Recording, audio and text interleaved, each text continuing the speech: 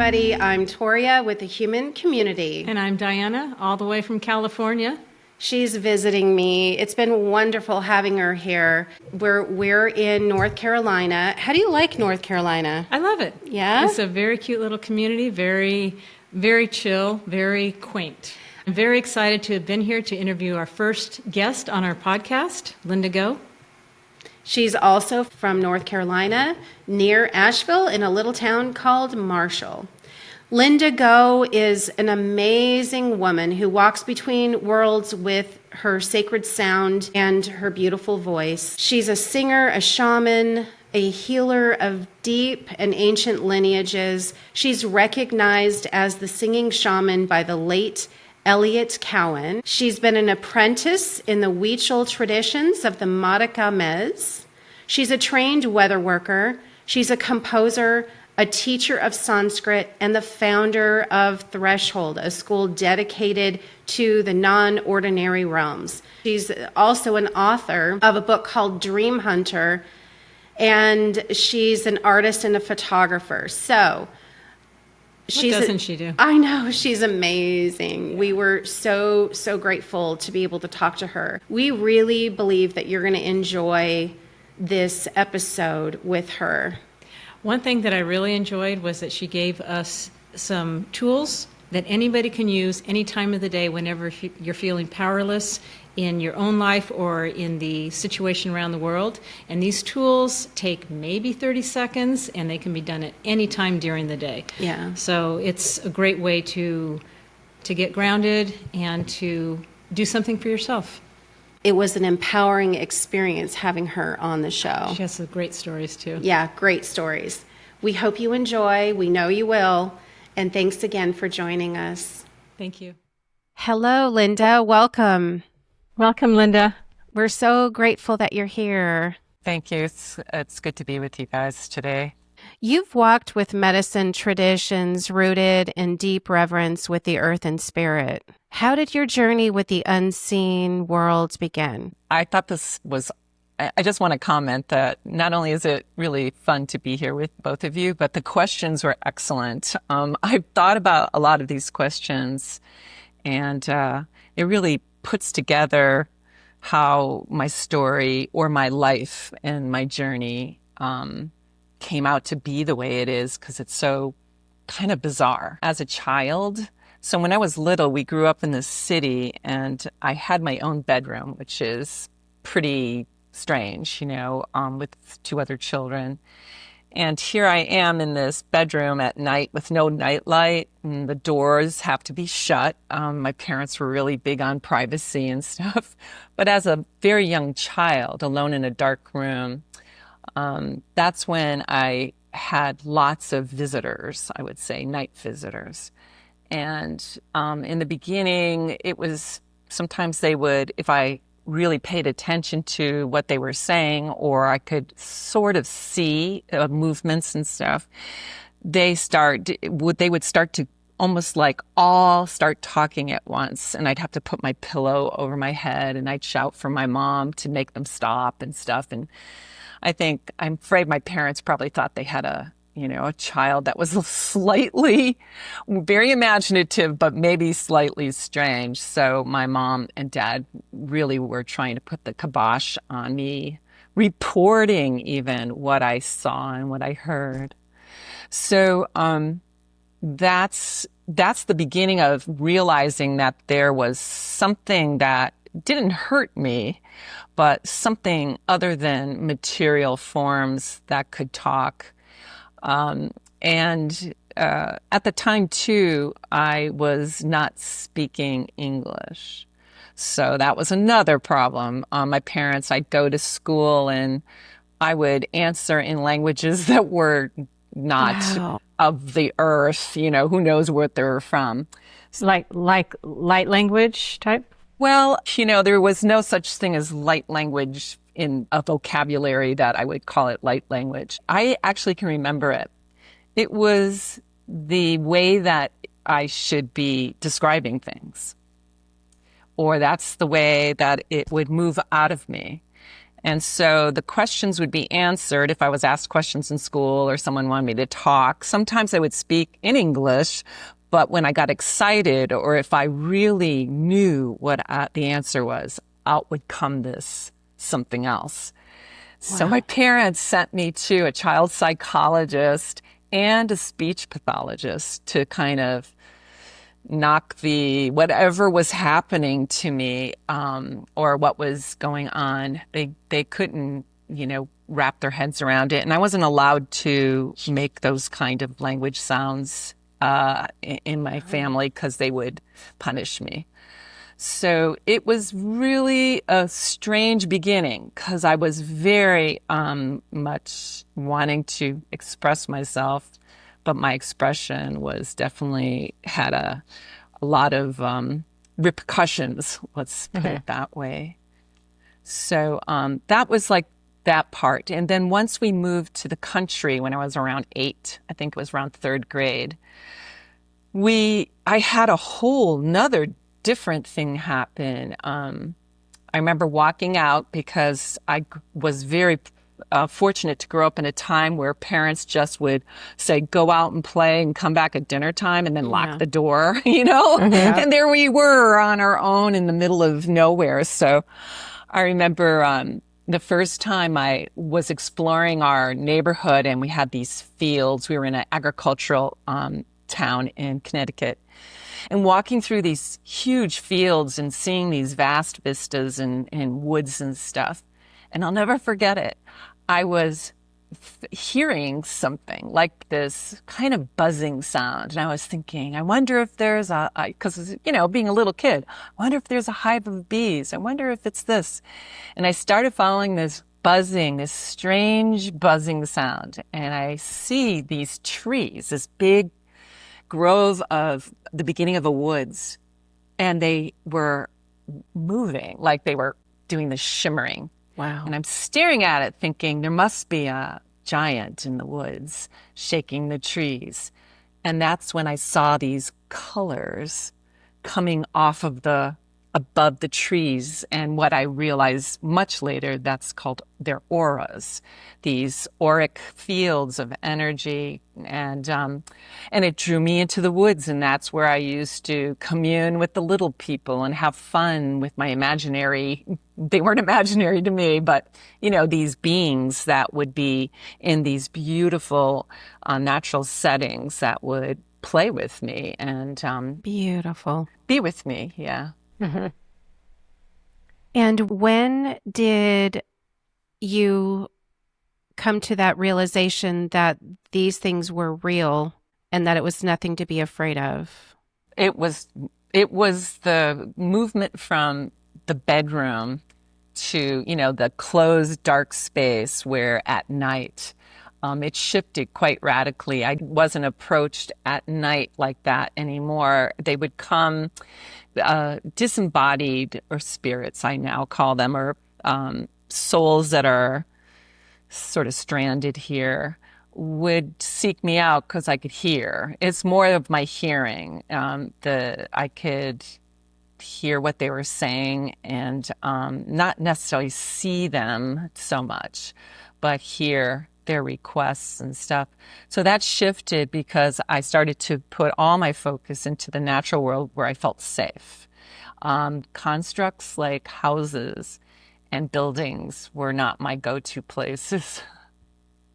So I have been blessed to have you as one of my mentors and teachers, and I'm so grateful. My whole world changed when you came into my life. Wow. But could you share with everyone about your grandmother's house? Oh, the house. So, I was growing up because of a lot of stuff that I was kind of privy to in a spirit sort of way. I used to seek out, these kind of, I knew they were living and I didn't know who they were or what they wanted a lot of times. But I really did have a strong understanding and trust that nothing dies. So, but still, as a kid, the loss of material things would make me sad. And at one point, when I was around 12, my grandparents sold this beautiful mansion that all of us, all my cousins and aunts and uncles would have every holiday there. And it was a grand place. I mean, it had a huge ballroom, a big a staircase that wound up to the many floors above. And, we used to play all the time. The adults would be doing their adult things and we'd be playing hide and seek. So I knew every nook and cranny. So they sold the house. We found out, of course, and it was just like they didn't ask me or my sisters, like, why didn't they ask us? We would said no. So anyways, we visited my grandparents in their new, very standard raised ranch in the same town, and it just was so flat. So I got home I remember when we drove back, and I was laying in bed thinking about the house, the old house. And I remember we always went in through the kitchen door, through the screen door. And I'd always run into the kitchen, look for my grandmother first. And then I'd go into the dining room and see who was in there. And I would go to the ballroom, see someone in they had lots of living rooms. So I'd check all the living rooms in the den. Then I'd go up the spiral stairs, check all the rooms where my aunts and uncles had bedrooms. On and it went. And then I'd go back down and go out the same way. And I just, would do that to sort of comfort me before I went to sleep at night. Well, they sold the house to a young doctor and his wife, and they were childless, and she was alone all during the day in this giant mansion. And 6 months later, my grandmother runs into her at the grocery store and says, "Hey, so how do you like your home and how's it going?" And so she goes, "Well, it's, kind of eerie in the daytime when I'm all by myself. Especially if my husband he's on call and he doesn't get home till after 9, there's these weird sounds that I hear." And she goes, "Is it haunted?" And my grandmother's like, "Haunted? No," and she was asked her what was going on. And she says, "Well, I hear the kitchen door, the screen door open. And then I sense or hear someone moving through all the rooms of the house and these steps running and then running out." She goes, "And I never see anyone. At first she thought it was somebody, some kid coming in. And then she just was kind of freaked out a couple of times and then it would go away." Well, this went on for a while. And then, my grandmother, when the next time we saw her, she relayed this story to us. And on the way home, I was thinking about it. I was thinking, wow, I always thought the house was haunted. I'm going into the whole, oh, wow, this is so cool. And then all of a sudden it hits me what she's saying, the pattern of the movement. And I thought, oh my gosh, that's what I'm doing. And I mentioned it to my sister, one of my sisters, and she goes, "I do that too." I said, "Oh my gosh, I think we're haunting the house. So, let's do an experiment." I told her, I said, "We have to stop doing it and seeing if we can stop it from being haunted." Sure enough, we made a vow we wouldn't do it till Christmas time. And so for months we didn't. And then, of course, the same thing. My grandmother runs into her at the grocery store and the lady says, "Oh yeah, it must have been just my imagination because it stopped." It's amazing. Right. And what happens is it shows you the power of thought and enthusiasm. It has to have a heartfelt desire, enthusiasm behind the thought process. And it actually is energy movement. And this is what the shamans do when they bilocate or when they shapeshift. They move through different spaces and different time. And it's all within the mental realm. So you were almost just projecting your energy there. Well, knowingly. I was what it's called in tantric practices, it's dream yoga. Okay. So you're in a lucid state. I'm not asleep. I'm laying there and I'm meditating. What am I meditating on? Moving through the house. Yeah. So you can do this with long distance healing is a good example. Checking in on beloveds, or people who you can't be with, who might be passing or are ill, and you want to be with them by their side. You can do that in that lucid dream state. Yeah, we both have a beloved auntie in Arizona that passed. And I live on the East Coast, so I wasn't able to be by her side when she was dying. And I had gone through my soul doula training with you, Linda. And because of that training, I was able to spend time with my aunt and have a conversation with her before she passed. And it was just absolutely beautiful. In fact, she visited me the other day in a dream. So, Oh, that's nice. That's beautiful. yeah. And what happened? What did she say? Um, not a whole lot in the recent dream. I just felt her presence. And actually I had another dream where my cousin Sebastian, who passed away. When did Sebastian die? It's been a It long was a time. while ago. Hmm. And then he was with my grandfather and my grandmother who had passed away, and they were at my door. It was when I was sick. I was sick a couple weeks ago. In fact, when we did our first podcast, I was really sick that day. Anyways, they came to me in a dream, and they were all three at the front door, and I was coughing so hard that I woke myself up. So I'm sure they would have said something very profound, but I coughed myself out of my dream. It happens. That just shows the power of the human spirit, of our soul, the things that we can do that a lot of people are unaware of.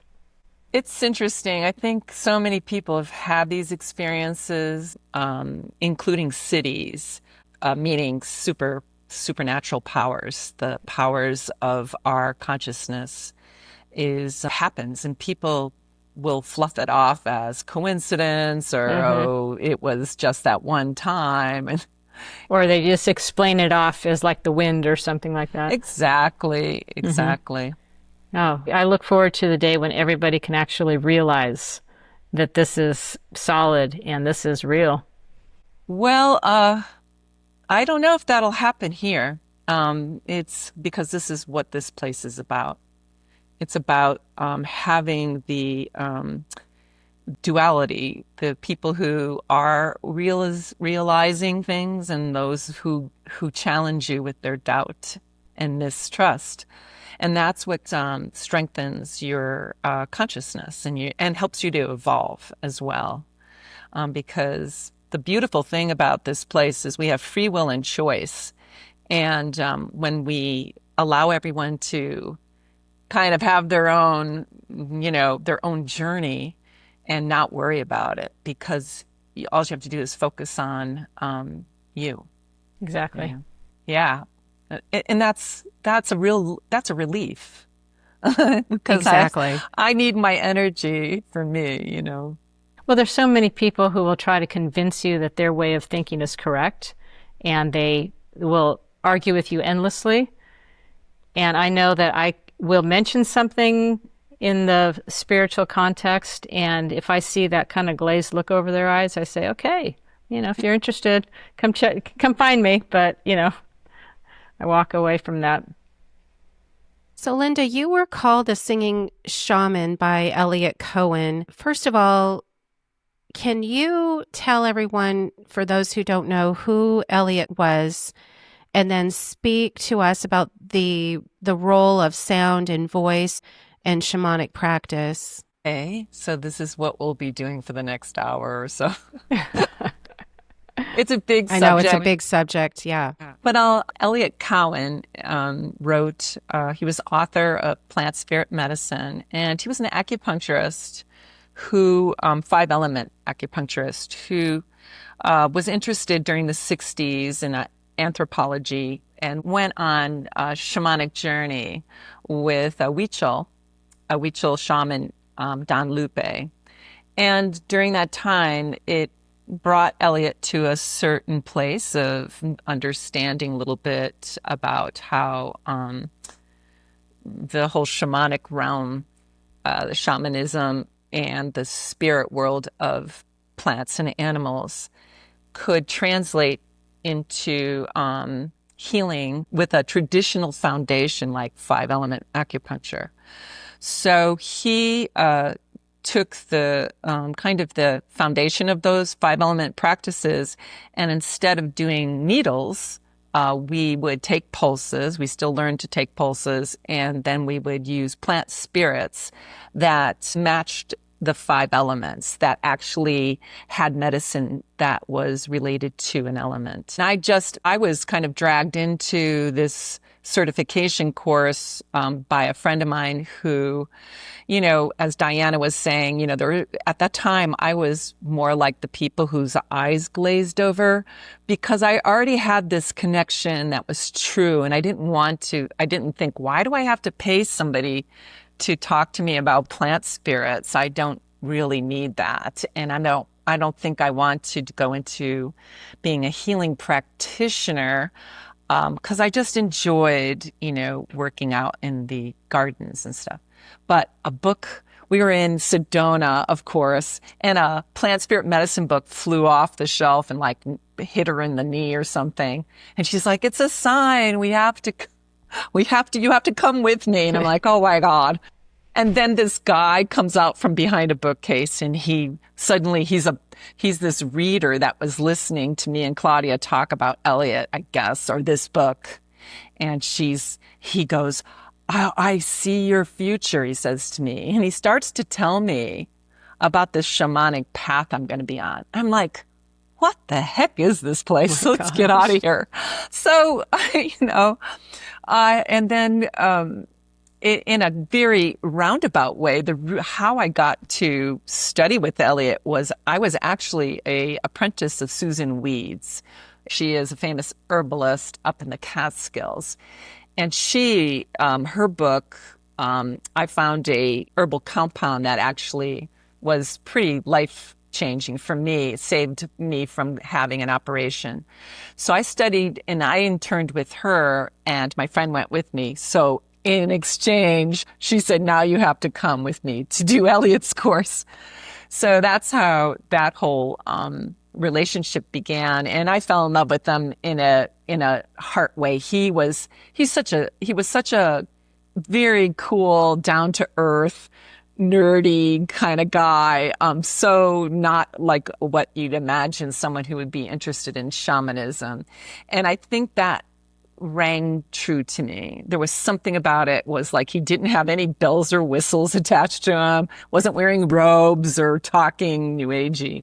He was just this really just authentic guy. And I really enjoyed his method of teaching and his integrity in healing. Yeah, so the singing shaman thing, how that happened was, so we had a whole year apprenticeship with him. And at the end, we did a huge practicum. It took a long, long time. And then we did it in front of each other. Well, what was happening for me is that I would get sound all the time. I mean, I'd be by the client and all I would hear is sound or no sound, and these instructions that would come through of how to do the healing. It wasn't anything that he taught. So I'm like, oh no, I'm going to get an F, and then I think I mentioned it to him, and he's like, well, yeah, sometimes songs come through. And I said, okay. So I was thinking, well, then I guess that's okay. And then we had this last evening together, and we were all entertaining each other, and everybody wanted me to bring a song through for fun. They thought, this will be fun. Let's hear what Linda can do. I had no idea. Yeah, so melodies would come through. It's not even that. It would be the language. A very interesting stream would start to flow through. It would sometimes have a melody underneath it, but it wasn't melodic, so to speak. And it would have this kind of feeling to it. And so all I would do is just stand there and wait. I would just stand there. And I had a drum, so I could actually sort of cover my embarrassment with this giant frame drum, because it was so bizarre to see, 35 people staring at me, and I didn't even know what was going to happen. So after he heard this, the next day I went to say goodbye, and that's when he pulled me into his office and said, I would like you to, go to Mexico with me. I have a site that I think will be really beneficial for this, what comes through you. And the Singing Shaman thing happened because we were invited to a graduation ceremony for some marakames. And I heard some people asking Elliot, what about the mountain, the sacred site where the shamans go to be singing shamans? And I was overhearing it, kind of eavesdropping.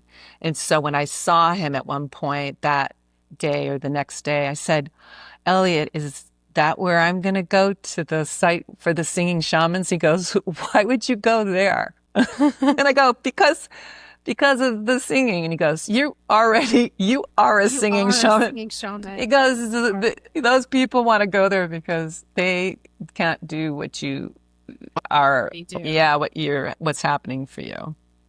It was really, I was just flabbergasted. I'm singing. So then now I'm thinking, so where is he taking me on pilgrimage? And then That's beautiful. That was a whole nother journey.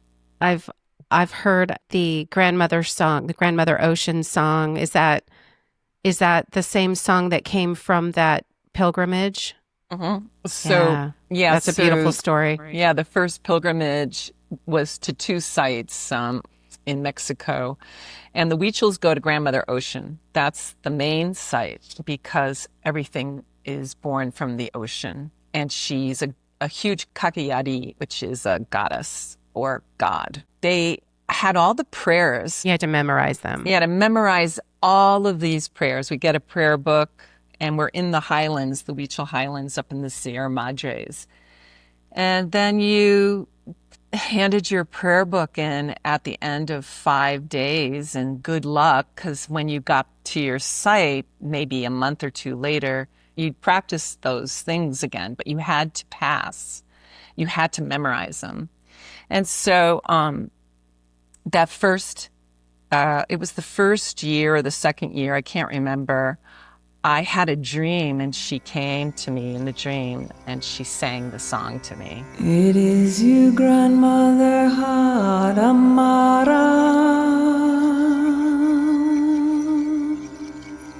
who's brought you by Te Werikua.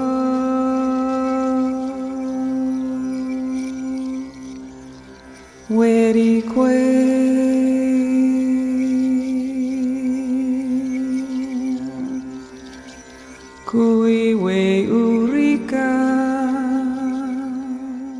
And that was, I don't get too many of those dream, the whole thing is encapsulated in a dream. I usually am lucid, I like awake more than asleep.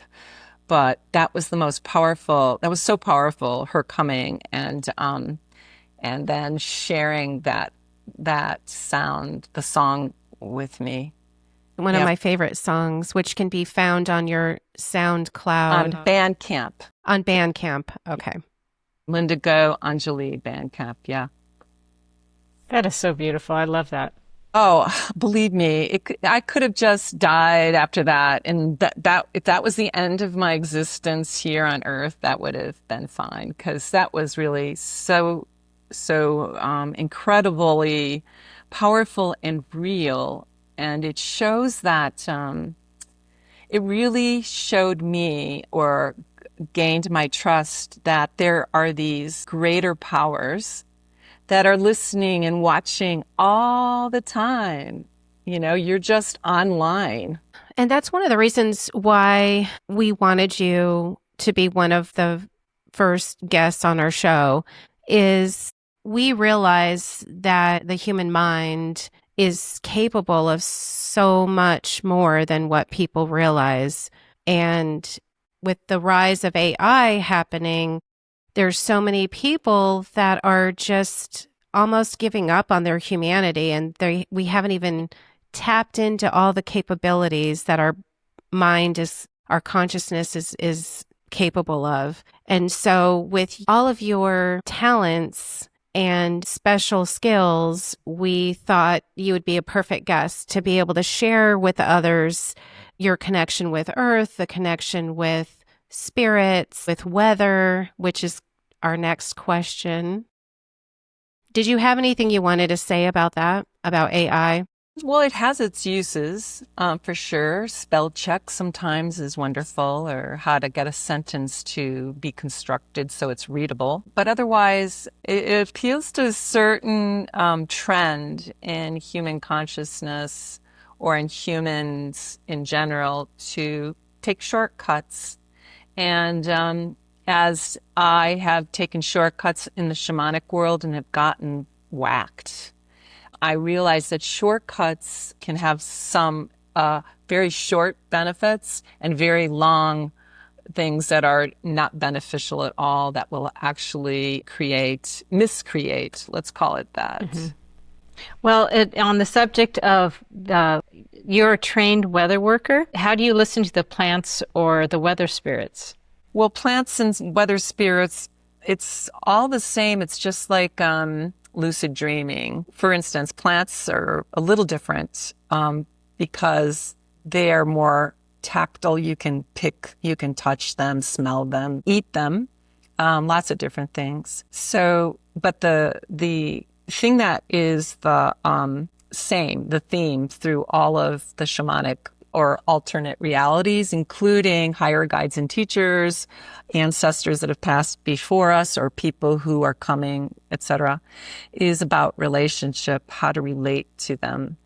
And just think about how you would strike up a friendship with some person, right? You'd introduce yourself. Hi, I'm Toria, or I'm Diana, and you look marvelous. Or I love the way you smell, or where did you get those beautiful leaves? Or I just love sitting out here in this incredible humidity. Or I love the rain falling on me, the way it washes my skin. You always cool me off when I'm hot, blah, blah, blah. So it's doing the qualities, saying it out loud, the merits, the qualities, how you value. And everybody likes to be valued, including the unseen, what we think is just a plant or a cloud or the wind moving through the trees. Because they all have a form of It's they consciousness. Are consciousness. It's all consciousness. conscious. Mm-hmm. Yes. So if you think everything's conscious, then you would never say, I hate the rain. I hate when it snows. Mm-hmm. I hate this plant. It's always growing. It makes my lawn look terrible. So that's it. Just imagine, I hate you. I hate the way you're dressed. I hate your hair today. So that makes you feel bad. It makes the plants and everything responds in kind. And would that be different if one were to say, I prefer a sunny day rather than the rain, or is that still a negative projection? You can say it. I mean, but what is the intention behind it? Everything has an intention. So, for instance, if someone is cozying up to you, Diana, and they would like you to, be nice to them because they want to get ahead, or they want your money, or they want something from you, eventually you'll feel that the friendship doesn't have good intentions. There's some kind of... It's not unconditional. It's got a motive. It's motivated by greed. It's motivated by lust. It's motivated by any of those, not the niyamas, but any of the poisons, they call it, the Tibetans, the conscious poisons, greed, anger, lust, desire, stuff like that. So what we do is when we get very heart-centered, have no motivations or intentions except for to express our true appreciation. What I love about that answer is before we got you on this video, we were discussing the questions that we were going to ask you. And Diana was looking at your artwork, Linda, the pictures of the lotus, and she was trying to figure out a way to ask you how do you want people to look at art or to look at these images? And you basically just answered it would be looking at them with reverence, appreciating them. Well, that's one way to look at it. But let's go even beyond that, Toria, and say, if you can come to something without anything in your mind, no motivation except for to look, let's say, and allow it to inform you, because it might not instill reverence. It might instill pain and suffering. It might bring up something traumatic. It might make you curious or confused. All of those things that happen because you're open to interpret, allow the image to inform you, that's going to help you to know yourself. And this is all, this is what everything really conspires when we take time to not check Google for the answer or AI to inform us, but allow nature to inform us. And don't worry about reverence. Don't worry about even gratitude, because you might not be grateful. I mean, some people might look at something and get offended, but that offensiveness tells us something about our mind.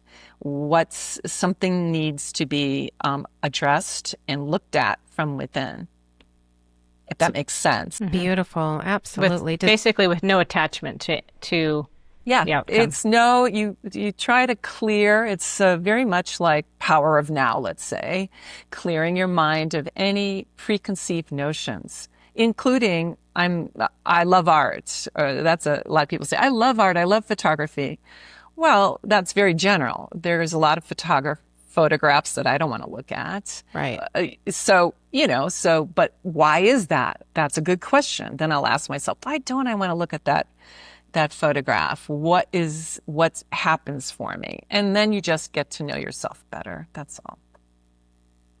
That's something you can do with a lot of things. When you get that negative reaction, it's usually an invitation to, like you said, to address that, to see the roots of that reaction. Exactly. So Diana, when people's eyes glaze over, realize that you are bringing healing, a chance to heal. Their eyes glazing over is something that something's affecting them, and they, let's say, don't want to address it or confront it or deal with it.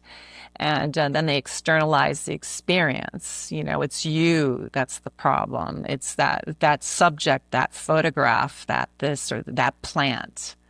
If only that tree wasn't deciduous, then I wouldn't have to rake those leaves every year. Otherwise, I like it, except for the leaves fall off.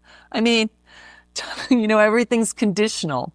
And that's one of the beautiful things about finding your place where you can become more and more unconditional, more and more accepting and allowing of eyes glazing over, leaves falling off the tree and messing up your lawn, all these different things, and allowing things to just be, Exactly. And accepting that. Mm-hmm. For you, what does the communion with the living intelligence feel like? Depends. Yeah, it depends on what that living intelligence is. Let's say for instance, they all have different kinds of feelings. Sometimes I'm laying out on a lounge chair looking at the clouds, and it's like I feel like they know I'm looking. So suddenly the show starts. Yes. A puppy comes, and then a duck, and then they're trying to make me laugh, or they're trying to make me say things or sing. Sometimes they want me to sing a song of what they're showing me. So I realize it's very playful. It's all about joy and having fun, and they love, including plants, love the human spirit of emotion and happiness and appreciation. So all those things are, that's what it feels like to me. It feels like fun mostly. And sometimes it feels like I have been overwhelmed with, I don't even know what to say. Like when something comes through, like for healing. And I've had, for instance, I had a dream one time. I was really sick. I had a very bad respiratory thing, and I had performance coming up, and I was going to cancel. And I had this dream of this cherry tree flowering and then moving its medicine into my throat and lungs. And I woke up 100% healed. Wow.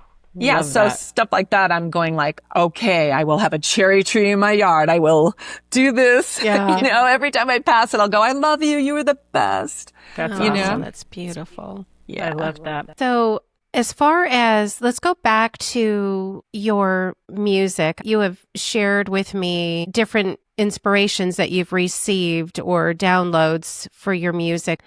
Can you share a little bit about your songs, the process of your songs, how they come through? Okay, so it depends on the songs.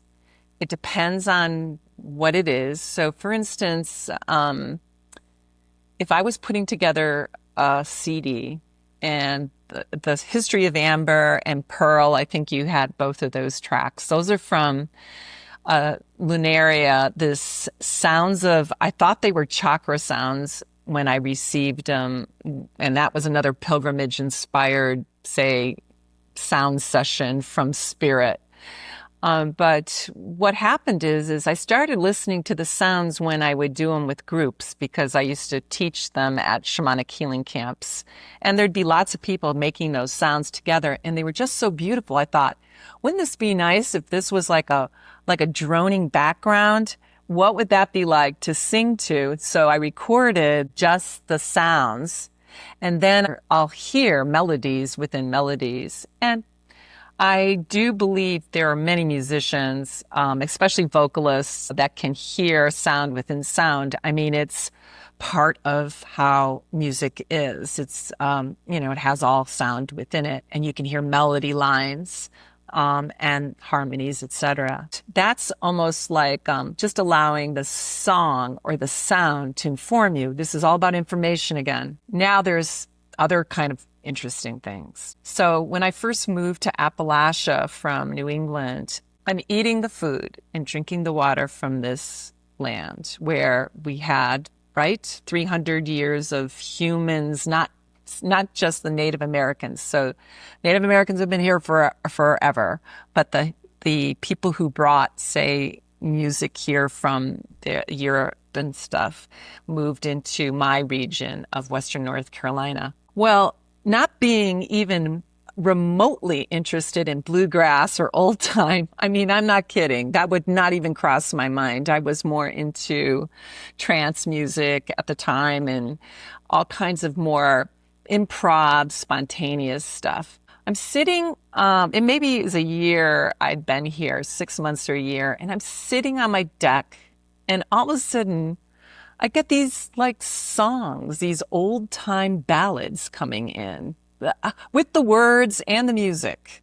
And I'm like, what the heck is this? I can hear the songs, a whole storyline, so I started writing them down and bringing the melodies in. And I got plenty. I had a group that we'd do old time and do Celtic old time kind of music. And it was mostly these ballads and a lot of the songs that I was receiving. So people asked me, they used to ask me, where the heck did that come from? I mean, who wrote that song? I go, I have no idea, but I'm on my porch and this just comes through. And so those kind of things, I think I had one other experience in New England. This was way before plant spirit medicine. I was in a traffic jam in a snowstorm on St. Patrick's Day. I remember And this story. my It's truck, a great story. yeah, my truck door opens up, my passenger side, and I think somebody's stranded and they just want to get in from the cold. And I look to see who's opened up my door. And then the door slams. And I'm like, that was weird. I'm like, what the heck? And all of a sudden I hear bagpipes. So I'm in near downtown Hartford, Connecticut, and they were supposed to have a St. Patrick's Day parade, but it was canceled due to this storm. But I hear bagpipes. I'm thinking, are those Scottish people nuts or what? I roll down the window and I just hear the wind howling and people, trying to get their tires or spinning in the snow. And I'm thinking, wow, that's weird. I check my radio. Is my radio on? No, it's not. Then all of a sudden I hear this drumming and these bagpipes. And then I hear this song come through, this Celtic ballad called The Ballad of the She. I wrote down S-H-E because I wasn't even familiar with how to spell anything in Celtic. So it was bizarre. I got this whole ballad. I wrote it down really quickly once I realized there was a song coming in my cab, and then it was over. And then I think I just tossed this thing with all the landscape estimates I had in a pile. And maybe it was a year later when computers and the internet, it was like in the 90s, I think I was Googling something and up came SIDHE. And it said the she. Showed the pronunciation. I'm like, the she. And it was like, where's that thing? And I started looking through all my papers for that ballad. And this was on the internet about the Tuatha De Danann, known as the she, the people who were conquered by the Mills, this warring tribe. And that's what the ballad said in the thing. So there was this collaboration between this site that came up that I didn't even put it in, and then with this ballad that had come through the year before on St. Patrick's Day. Very bizarre. And of course, I was grateful for it. It's just odd. Sometimes I felt like a spiritual jukebox, So what an experience. I love that. yeah, and that's on YouTube, my YouTube channel, if anybody wants to listen to that, The Ballad of the She. Yeah, that was Beautiful pretty song. beautiful. Yeah. And there was a story that you started to tell me. I don't think you ever finished, but the cellist. That's part of the Grandmother Haramara. There was a CD that the community I was with created. It ends with the Grandmother Haramara prayer song. But they wanted to create kind of a epic, let's say, composition. Somebody was writing this composition to be the prequel to the prayer. So I was going to just offer a spontaneous, whatever came to me, because that's what they were looking for. And this cellist from Santa Barbara, a Philharmonic, had just been in the studio and put down his spontaneous, expression for this epic composition. And without hearing it, I told them, I'll put the headphones on, just start playing it, and I'll see what happens.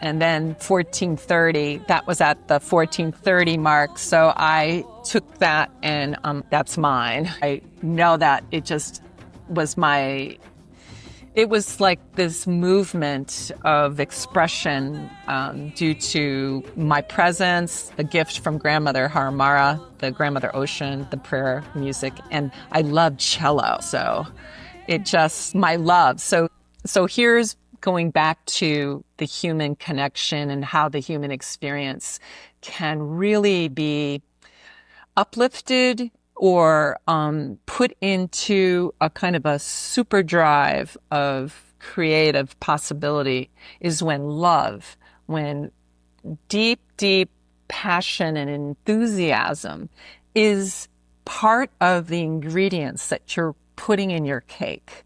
You know, it comes out, it's supported by the universe, by the cosmic cloud, because that's what moves everything, is this energy, and the heart connection is the greatest portal for that kind of superpower movement. Do you feel that song is a bridge between the ordinary and non-ordinary world?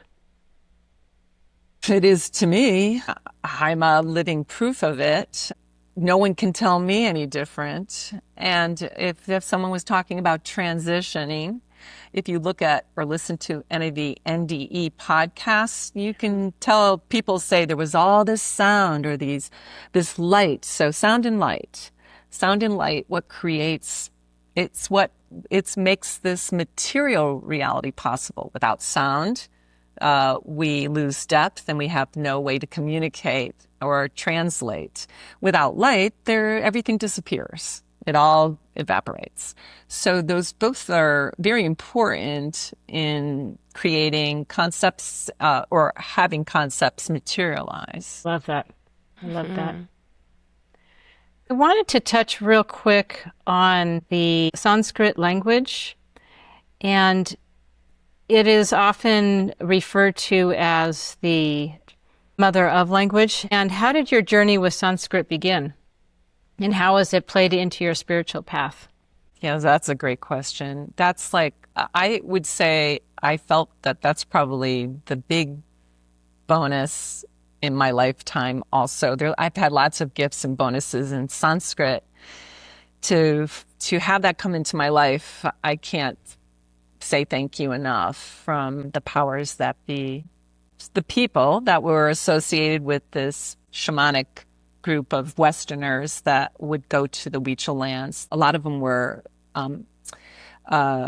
participated in the Guru Mai's city yoga in New York. I don't know if you're familiar with that ashram, but Guru Mai is a fairly well-known city guru. Her kirtan was lovely, but it was the Sanskrit. So it's all done in Sanskrit, and for some reason, I was handed a phonetics, transliteration card with I think it was the Lakshmi Puja we were doing. And the way the Sanskrit felt when I was sounding it was like I was a kid again, back to the beginning where I was coming and saying, sounding and making these words come out, or the words were coming out where no one could understand me. And the Sanskrit was absolutely delicious, so I pursued learning it. I went to the Institute, American Institute for Sanskrit. I wanted to make sure I pronounced it correctly and learned my alphabet and learned how to put words together and understand the meter for mantra. And then I studied with Russell Paul, who is a yogi from India, and he also lives in Austin, Texas. And he'd come up to Johnson City, Tennessee, so I took his mastery of mantra classes so that I could master the Vedic mantra, even though I'm not much of a Vedic mantra practitioner. I'm more unstructured, and I like bhakti, more motion and more spontaneous and improv. And I loved letting the mantra inform me what the melody line should be.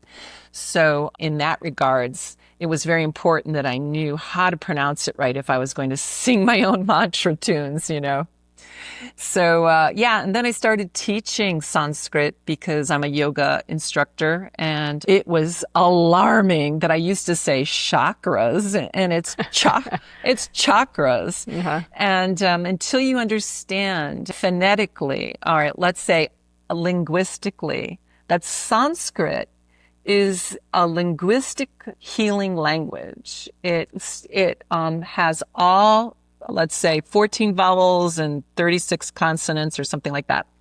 It starts in the back of the throat. It moves through the palate. It's in the cerebral area. It's behind the teeth. It uses the lips. And then it has the, all the other, let's say, vibrational qualities of an acupuncture treatment in your mouth. Very cool. Yeah, and that's just the physical side of it. So the energetic side of it is really esoterically rich, mysterious, because we don't really know the content of what those sounds are encoded with. And there's so many theories from different specialists, and the rishis, of course, hint to very many things, including Padmasambhava, who is known as the father of quantum physics, and he's from the 3rd century AD or something. The Sanskrit is known as the Deva Nagari, which means city of light beings. Right there. You should know that they are organisms of light and sound. They're living beings. Wow. So when you start to realize you are evoking and embodying a living being that was downloaded, that came through way back in the day. I think they found Sanskrit at Göbekli Tepe on one of the a carving of a couple of different of the Devanagari or Sanskrit alphabet on those stones, those standing stones. And that's like way earlier than Stonehenge. So you've got these light and sound beings starting to inform these, what we would thought were primitive people, but they were getting downloads from Sanskrit from the get-go. And then on top of it, you start to see that NASA is bringing back sounds from deep space. What's the beginning of the universe sounds like? It sounds like Om. I mean, so you start to go like, okay, I think I'm going to start believing that the Sanskrit is a creative device. It helps with evolution of our consciousness. It helps us if we sound it correctly. Otherwise, don't sound it correctly. That's how those esoteric texts work. Not everybody's going to evolve, nor do they. What would they do with the evolution if they did? So if people feel like they don't want to practice or pronounce things correctly, they're missing out on a huge treasure trove of goodies, and cities, your superpowers or let's say your junk DNA possibly will go online, or you'll be getting new uploads or upgrades. Your operating system will bounce up to a higher resonating field. I'm so glad you brought that up, because as a yoga instructor myself and studying Sanskrit with you, I can't tell you, and I'm sure you know, how many times I've heard other yoga instructors tell their students, it doesn't matter how you say the word. You can say chakra, you can say chakra. And so for anyone who's listening, if you take away anything from this podcast today, it is chakra. Yeah, chakra, exactly. Chakra. So, yeah, because you realize that this is a Vedic, this language was brought through by people that were known as the Vedas. Veda in Sanskrit means sacred knowledge. Why would you not pronounce it correctly if you know it's sacred knowledge? People don't like it when you mispronounce their name. Oh, no, it's not Cheryl, it's Cheryl. Okay, so if your name is mispronounced, you wouldn't turn around and you certainly wouldn't give the person much attention or respect. So the same with Sanskrit. I love that. Yeah, it's such a beautiful language. Is there a particular mantra that has become a companion for you? Something that you return to again and again for grounding and guidance? Well, there's one that I discovered maybe, I think it was probably a year or two ago, due to the some of the texts I've been introduced to from the tantric tradition. And Machik Labdrung was this amazing woman, Buddhist, Bon shaman, and she had incredible healing powers. She has this mantra that is attributed to her, and it evokes the Tibetan chakras and the dakinis, these elemental beings that are, let's say, not only healing, but help to guide your life and helps you to face your fears, helps you to realize you are to liberate you from material worldizing reality while you're alive, so that you can liberate yourself from just buying into this 3D world as something that's solid and something you can depend on. Can you give us an example? So the mantra is it's fairly simple, but you've got the sixth chakra, and that sound is Om. Then Ah for the throat, and Hung, Hung, Hung for the heart. And then Bum is the second chakra. So you're evoking, first you open up the chakras. These 4 chakras are really relevant to transitioning. Also, they're portals to higher states of consciousness. And Omahung right there, Omahung, you've got the 6th chakra, the throat for communication, sacred knowledge, and the heart for heart connection. Bum is Shakti. It's the creative place, the womb. So the womb of creation. And then you say Guru because you're calling in Machik Labdrung, Guru, and Omahung Bum Guru. And then you say her 4 elementals, Ha, Ri, Ni, Sa. And then Siddhi, which is superpower. So you're asking for her help. You're asking for all of their help. Grant me your, give me the your superpowers. Help me to transcend my material mind, thinking mind, so that I can be liberated while I'm alive. And then it ends with Hung, which is pretty much an exclamation point, or, it's a wonderful way to end a mantra. That's And so beautiful. it goes, and it's Oma Hung Bamgaru Harini Sasiri Hung. It's pretty simple.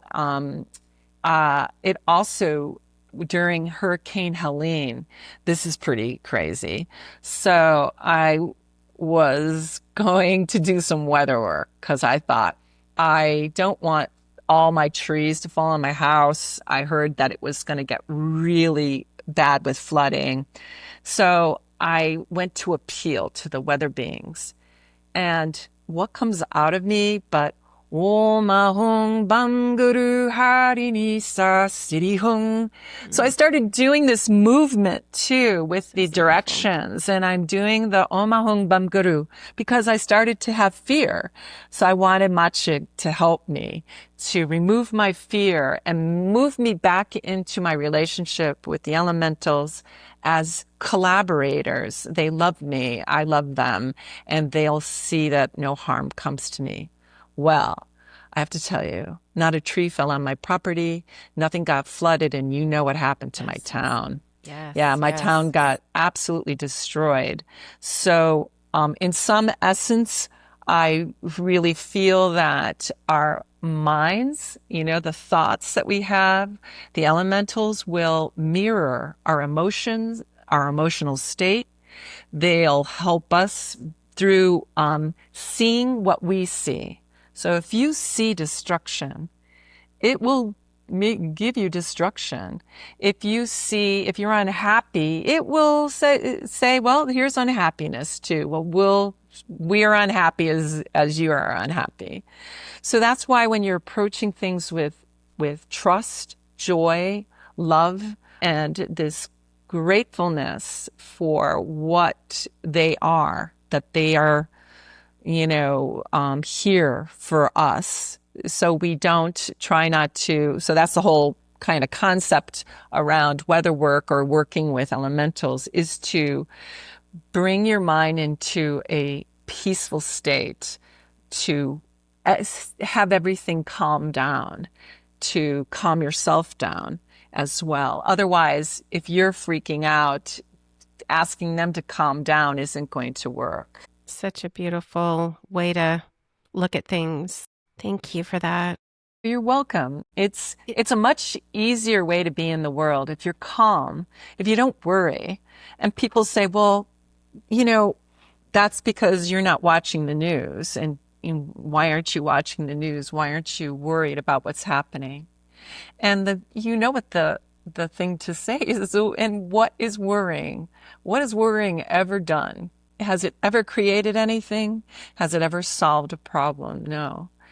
You can't worry something away. You can only worry your nervous system to a nub, and your autoimmune system will tank. So worrying and following things, like watching something and being so engaged that you're upset all the time, is going to be reflected back. All that stuff is just bouncing back to you. And it perpetuates the past, because everything obviously happens in the past moment.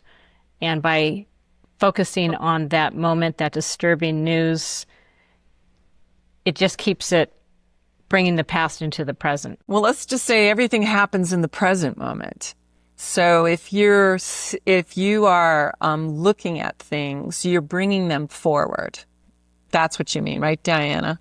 Yeah, because you're looking at something that might have happened yesterday around the world, but you're pulling it into present moment. Why would you want to do that? It's like that's not helpful. It creates what's called samsara. It's the pain and suffering gerbil wheel. It just keeps spinning and spinning.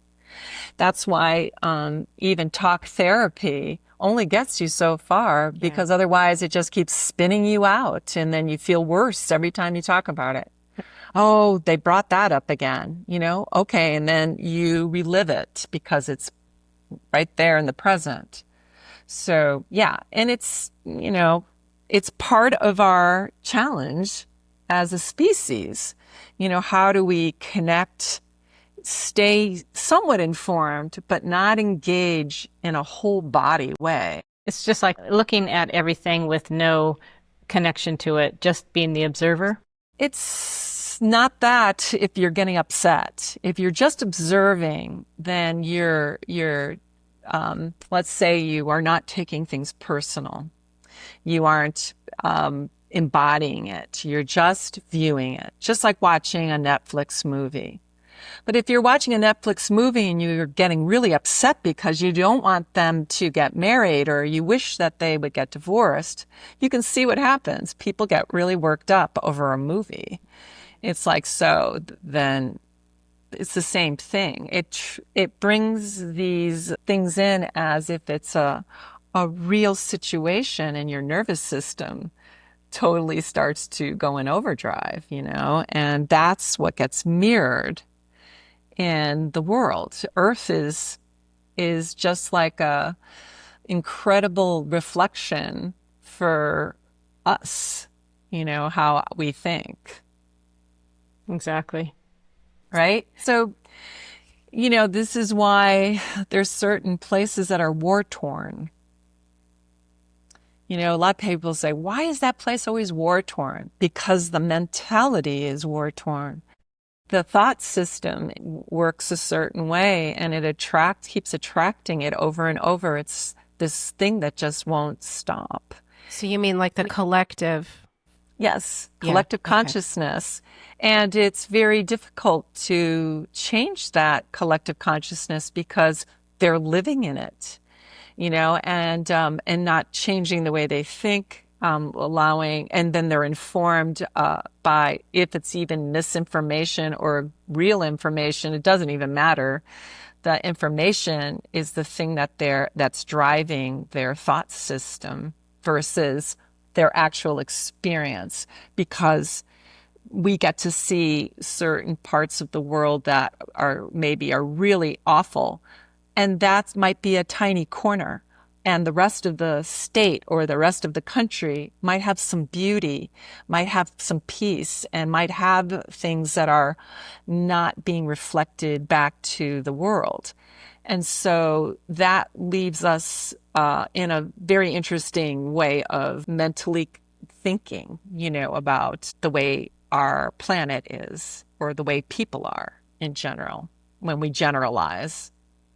So I had a person on Facebook. For those of you who don't know, we do have a Facebook page called the Human Community Podcast. So make sure you go and check it out and like our Facebook page, join that. But there was a woman who had chimed in and said, how can you be so joyful during these times with all of the chaos going on in the world?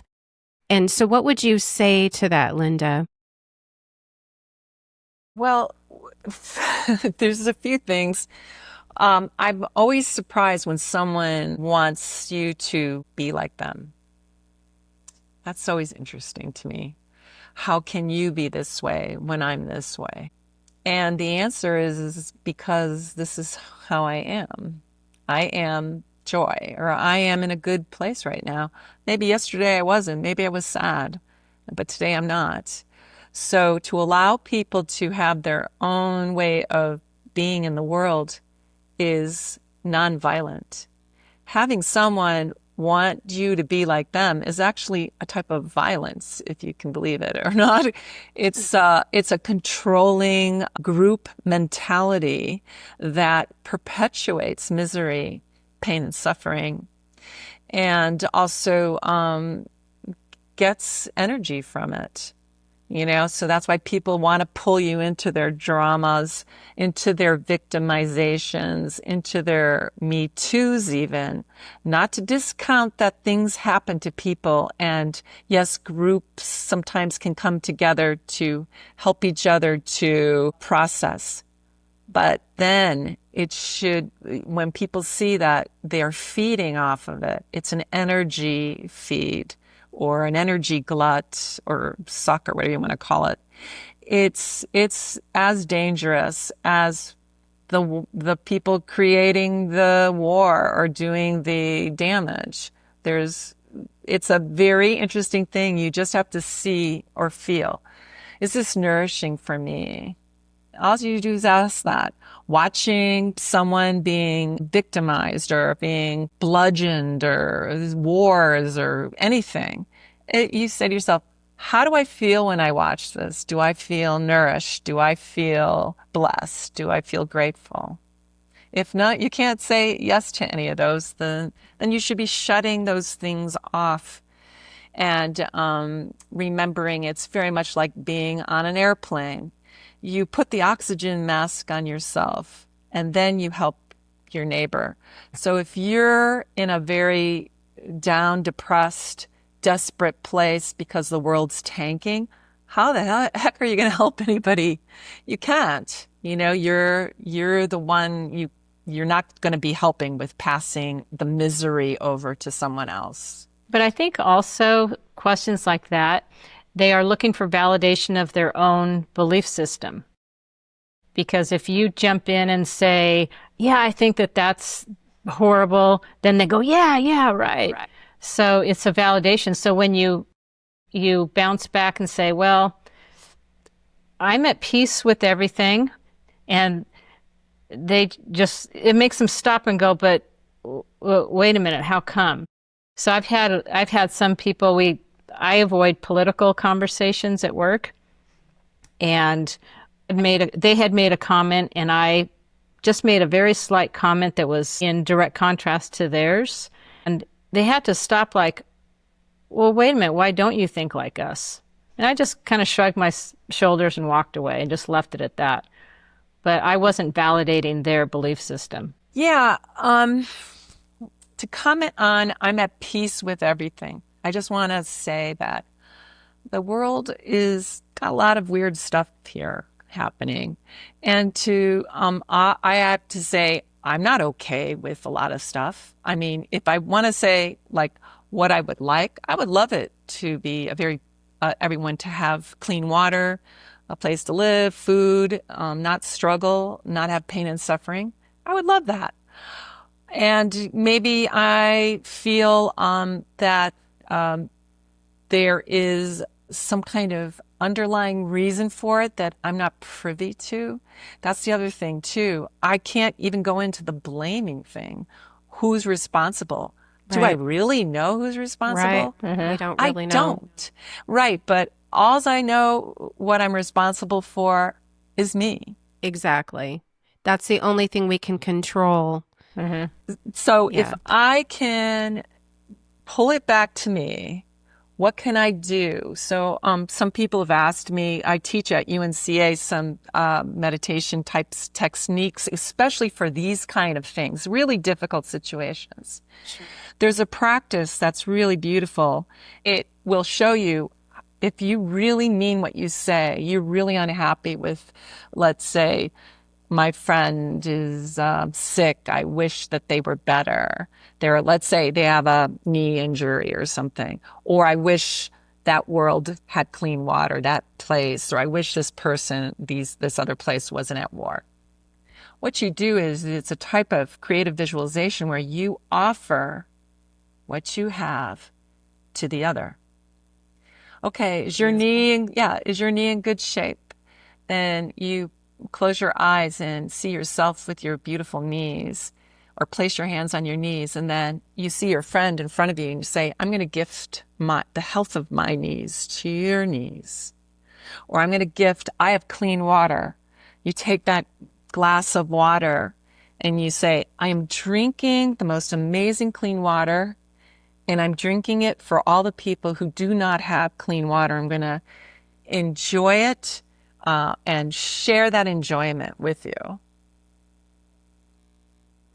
The way it nourishes me. Yeah, so you do these simple practices. You bless your food and offer the beautiful food that you have. It's the merit. Right. So that's the thing. It's like that is doing something. If I, as a child, can walk through a old house and someone can hear me, you know that your intentions, if they are totally coming from an unmotivated place, all you want to do is share your love for something with someone else. It's better than feeling guilty. I've had so many people say, I feel so guilty because we live in peace. I'm like, then go fly over there and rent a room in Tehran, and then your guilt will be relieved. Otherwise, your guilt does nothing. It's a waste of your human life. You're not born here to be filled with guilt. That's not blessing the gift of your human life and this incredible mind that you have. Yes. Which is so powerful and can do so much good. What I love, Linda, about what you just said is these are actionable steps that everybody can take that don't from their own home. Whenever they can. It's such a small thing, like you said, drinking the water and saying, I wish this upon those who don't have it. Yes, I give it. I'm gifting it. Yep. So quick. Yeah. It's in 30 seconds, and it is so easy to do that people can take action today.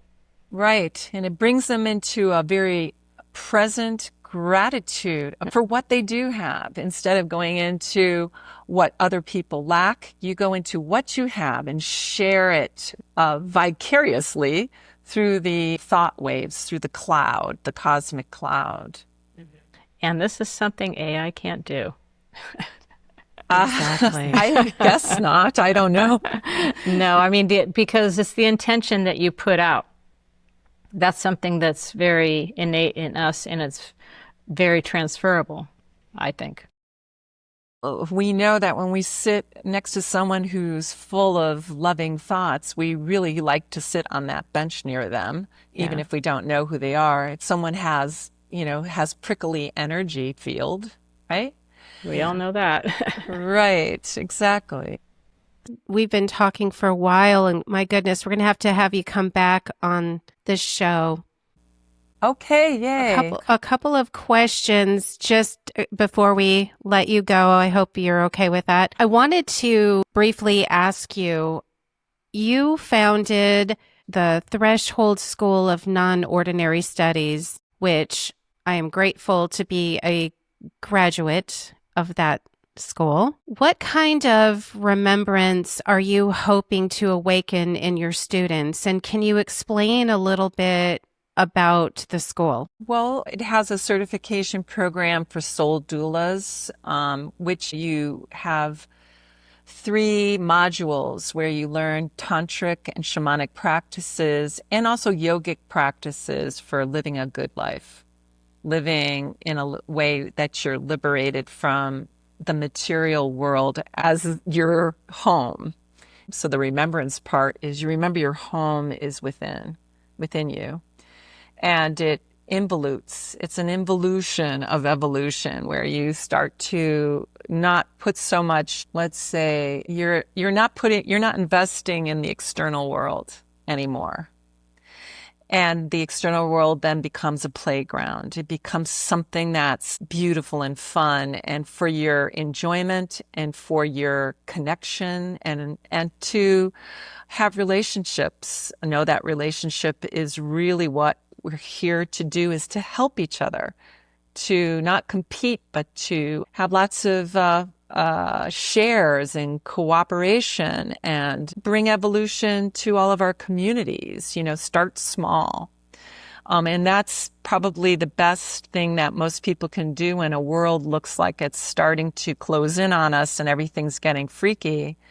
You focus on the small things, the micro, you, number one, and then your extended family and your community. And that's the best you can do. And when you put your attention and energy in taking care of each other, being there for people who are ill or in need or dying, and that which is one of the main things too with the Threshold Soul Doula, is to help people who are struggling with fear of leaving this planet, then you've done a good job. You end up simplifying your life. You don't reach out to the globe for some kind of confirmation that you're a caring human being. You reach within and find yourself really happy with being who you are, no matter what it looks like. And that's pretty much Threshold. It brings us all to that place of recognizing I was here and now I'm going to cross over while I'm alive and get to the real good stuff before it's too late. So dying, for me, studying about how to help people transition into that role of death is not just about death. It's also about how to live. Can you speak more about that? If you realize that you are a continuous living organism, that there isn't any end, it's just a continuous stream of consciousness. You just move from one conceptual form to possibly another. It could be formless. Then you stop worrying so much about this world as being something that is so necessarily, it has to be so, you have to make your mark, you have to have a legacy, you have to have so much money, you have to compete to be best at something. If you know you're going to keep going, then why would you put so much energy into the material? Why wouldn't you want to see, how can I help others in a way that it brings you to a place of expansion. And it's hard to describe, but when you join others in this cooperative kind of existence, you feel supported in a way that a house couldn't do it. Because Hurricane Helene really showed me a lot in this community. When all the houses are destroyed and no one has things, people came together. And that was what was important, was how can we help each other to have clean water and to just feel that we will watch each other. We will make sure everybody is okay. And then it brings you into a place of it doesn't matter what you have. We were all in the same place. All the material disappears and there you're left with yourself. That's what happens at the end of when you're ready to die. You're laying in a bed, hopefully in a very comfortable environment. None of the material matters anymore. All that matters is who loves you, who do you love, and how are you going to take that? How are you going to take that love and your experiences of relationship on to the next place? That's beautiful. So for our last question, there is one message from the earth or the unseen world that you feel humanity most needs to hear right now. What would that be? We said a lot of words that I think humanity would be great if they not only heard it. It's more of, if I had a city, a superpower right at this moment, in this very moment, and everybody's watching, the whole world is watching, I would love to impart a type of this love I have for everything being exactly perfect as it is. And in that perfection of our imperfection, knowing that being imperfect humans is really beautiful. And trying to perfect things, trying to always make something right is just so funny to me now. I mean, I used to think I understood what it meant to be right. And that just doesn't make sense. It's about really having an amazing time watching everybody make mistakes, mess up, recalibrate, reconstruct, deconstruct, and just relax. Let the flow bring us, and trust in the flow of consciousness as being on our side.